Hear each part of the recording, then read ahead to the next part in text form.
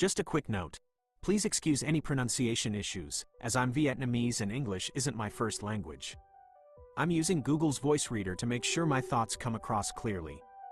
Hey everyone, today I want to tell you a story about a dream, a gamble, and one seriously expensive car. It's about a guy named Mark, a true car enthusiast with a collection already worth a staggering £7 million. Classic M3s, unique rides, the latest Lamborghinis, you name it. But something was missing, the crown jewel, a hypercar. Now, obviously, because of copyright, one can't show you the actual video clips here, so please forgive me for just painting a picture with words. You'll have to imagine the sleek lines and roaring engines yourself, or better yet, track down the original video to see it all unfold. Mark's dream wasn't just any hypercar, it was one potentially waiting for him inside the legendary Harrods in London, a place synonymous with ultimate luxury. For months, he'd scoured the UK, a £2 million budget burning a hole in his pocket, searching for the one. But there was a hitch, a problem only someone with a multi-million-pound car collection might face. His recent supercar acquisitions, while thrilling, were bleeding value in the current market. One car alone had dropped a painful £200,000. His assets were turning into anchors. To chase the hypercar dream, Mark knew he had to make a bold, almost ruthless move. Two of his prized possessions, a Lamborghini Huracan STO and a nearly new Lamborghini Revuelto, cars most people could only dream of, had to go, and fast. They were depreciating rapidly, and he needed to liquidate them for a very specific, non-negotiable sum, £700,000. The clock was ticking. The first calls to his dealer contacts brought a wave of frustration. £680,000 for both? Too low. Mark needed every penny of that $700,000. His jaw tightened. Another contact, Mark McCann over at Better Performance, suggested a slower, consignment approach, potentially more money, but weeks, maybe months, Mark didn't have. The hypercar he'd set his heart on wouldn't wait forever. You could feel the urgency radiating from him. This wasn't just about buying a car, it was about capturing a specific, elusive prize. Trading one in became a tempting, albeit less ideal, option.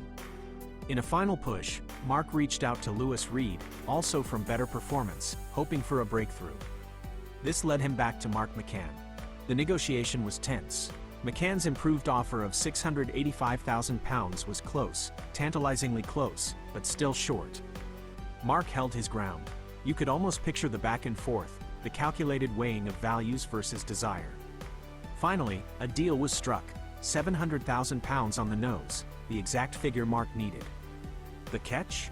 Mark had to get the protective wrap stripped off the Revuelto himself. A small price to pay. The gamble was on. With the funds secured, the scene shifts dramatically. We're no longer in the world of tense phone calls but amidst the opulent splendor of Harrods. Mark arrives, his partner Jane by his side sharing the electric excitement. They're met by Carl from Tom Hartley Cars, the dealership uniquely situated inside Harrods. Carl doesn't just talk about cars, he talks about history. Mark, he emphasizes, this isn't just a purchase, it's the first time a car of this magnitude has ever been sold within these walls. The weight of the moment settles in. This isn't your average showroom visit. Mark and Jane are whisked away to a private penthouse suite on the top floor, an exclusive sanctuary usually reserved for Harrods' most elite clientele. Sophia, the head of client engagement, glides in to handle the transaction personally.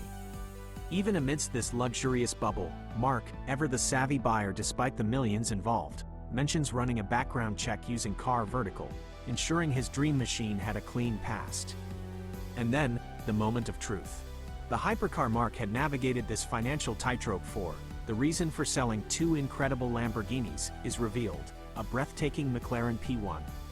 Not just any hypercar, but one of the Holy Trinity, a hybrid monster churning out 903 horsepower from its twin-turbo V8 and electric motors.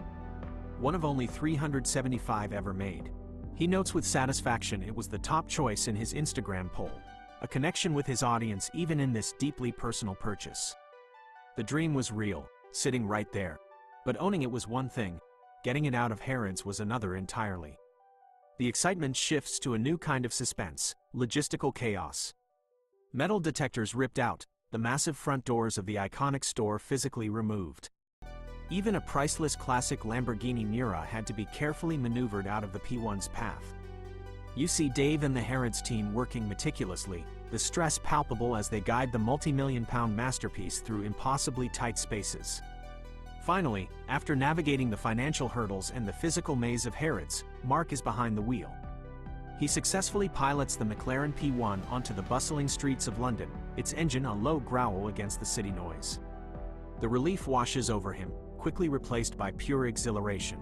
The stress melts away, leaving only the unique, electrifying feeling of driving his dream, a truly special machine, finally unleashed. The first drive is over, but Mark promises, the real test, and the next video, is just beginning.